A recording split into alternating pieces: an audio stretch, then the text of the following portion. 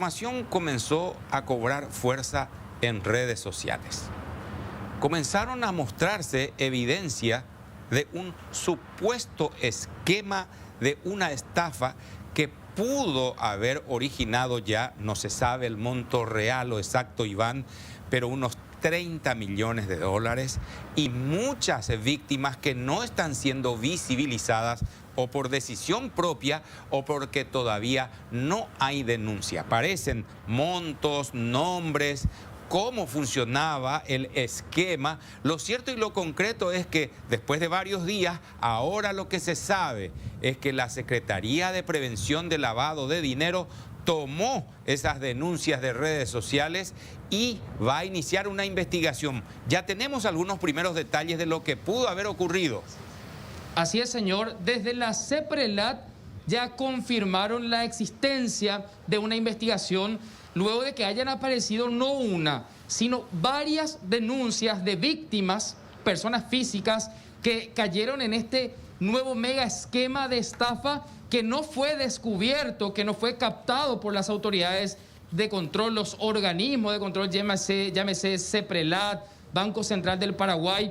Esto salta luego de que aparezcan estas denuncias que a su vez aparecen luego de que el sistema haya caído. Hoy les queremos explicar en detalle cómo funcionaba supuestamente este esquema que operaba en nuestro país y para ello hemos preparado unas placas para hacerlo de la forma más gráfica posible e ir detallando cómo operaba este esquema. Vemos en el centro allí que aparece el sujeto 1.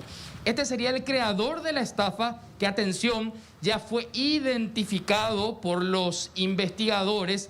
Este hombre recibía cheques y de alguna manera ofrecía un muy buen resultado a inversionistas que en realidad eran víctimas. Estos inversionistas en confianza entregaban cheques de diversos rubros, del sector transporte, del sector ganadero, financiero, porque él les prometía un retorno anual del 24% o más. Pero ¿qué es lo que hacía este sujeto 1?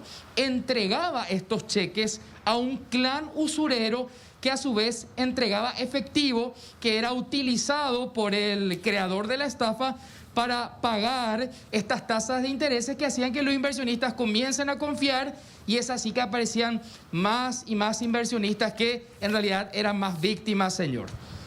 O sea, había un buen retorno y entonces la confianza crecía, claro.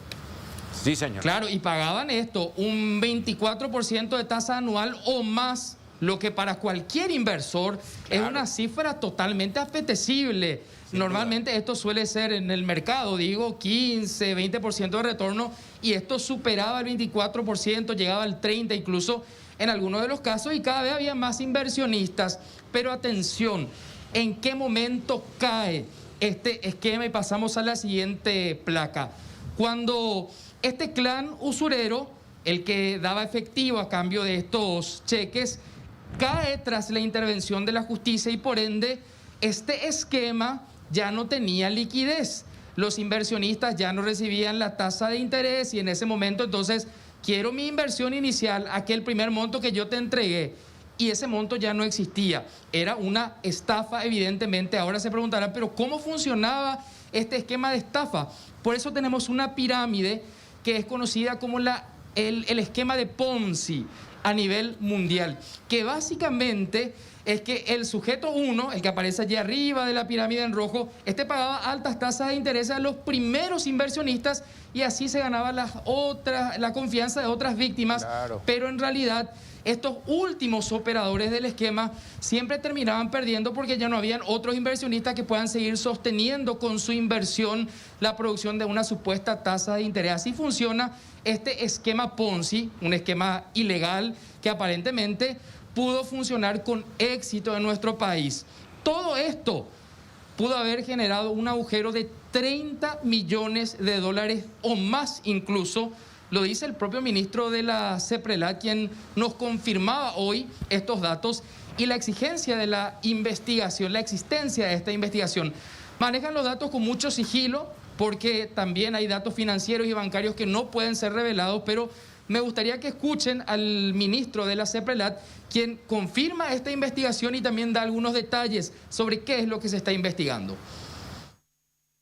Tenemos efectivamente una investigación que surge a partir del reporte de operaciones sospechosas que hacen los sujetos obligados, ¿verdad? Como ya tomó un estado público, nosotros confirmamos que sí, que la CEPRELAD está monitoreando esto, que está trabajando en una comunicación directa y fluida con los sujetos obligados, ¿verdad? Que en este caso son los bancos. Básicamente es una forma de estafa, ¿verdad? Donde los inversores nuevos reciben las utilidades de los inversores más antiguos, ¿verdad? Finalmente es una forma de engañar y de mentir a la gente y termina cayendo posteriormente el sistema, ¿verdad? Dejando numerosos perjudicados. ¿Existe la posibilidad de que quienes hayan invertido en este sistema hayan optado justamente por meter allí su dinero atendiendo a que no era producto de negocios lícitos? Y mira, las diferentes tipologías y de acuerdo a los datos que se tienen, sí hacen presumir eso, Iván. Podría hablarse de un daño de aproximadamente 30 millones de dólares. ¿Nos quedamos cortos? ¿Estamos más o menos en esa línea?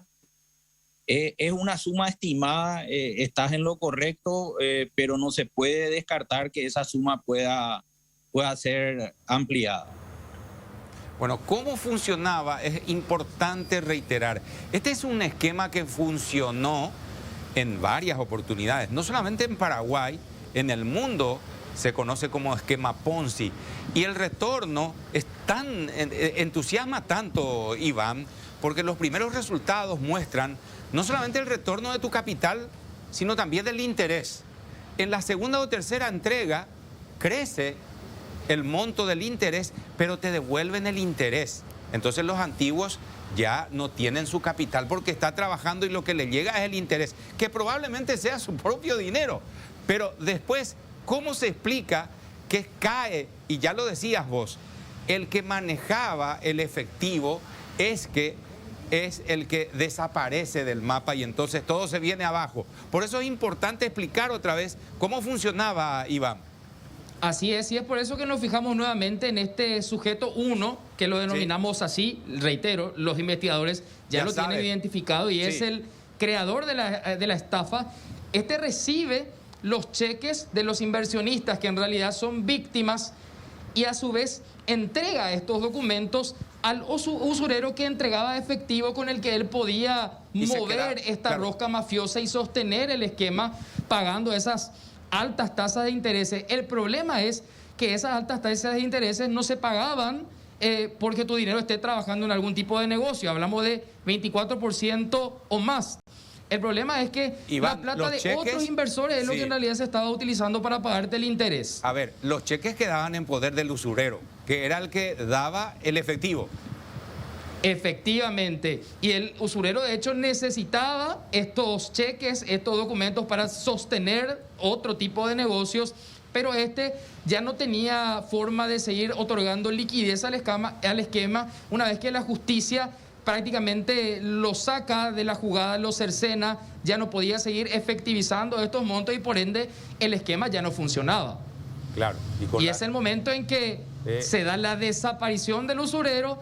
Los inversores dejan de recibir los pagos que eran muy buenos, entonces reclaman al que había tomado esa inversión y este finalmente termina desapareciendo porque no podía devolver ni siquiera el capital inicial de los inversores. Ya no había tasa de interés que recibían y tampoco la inversión inicial. Bueno, y en general estamos viendo, los sujetos de color amarillo son los inversionistas ya originales, ¿verdad? Exactamente, los que en principio comienzan a recibir el pago de estas altísimas tasas de interés, que reitero, no es porque su dinero estaba trabajando en inversiones de cualquier tipo, sino que en realidad otros inversionistas que venían apareciendo eran los que generaban con su inversión estas tasas de interés, pero esto en algún momento va a caer, no siempre se va a poder sostener. Los sujetos en verde son los que ingresaban posteriormente y son los que, bueno, comenzaron a caer estrepitosamente con la desaparición del que hacía efectivo los cheques, y eso fue lo que pasó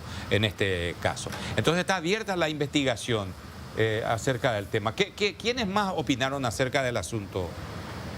Está abierta la investigación y como esto ya está circulando en redes sociales, en mensajes de WhatsApp, ya hay desconfianza en el ámbito financiero. Incluso ya desde el Parlamento se plantea la solicitud, un pedido de informe a quienes, autoridades del BCP, de la CEPRELAT, todos los organismos de control financiero, para que salgan a explicar qué es lo que está pasando. ¿Son ciertas estas denuncias? ¿Podemos confiar en el sistema financiero?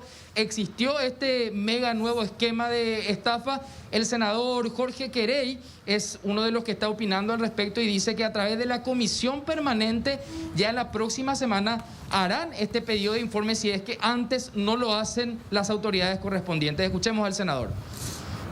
Hoy es un pedido, salgan públicamente las instituciones públicas y privadas a asumir un informe público responsable y serio.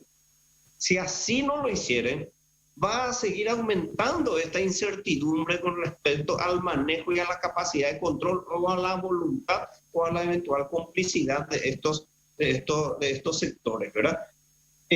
Nosotros, la comisión permanente, vamos a desarrollar, yo no estoy, el senador Hugo Richard por nuestra bancada está.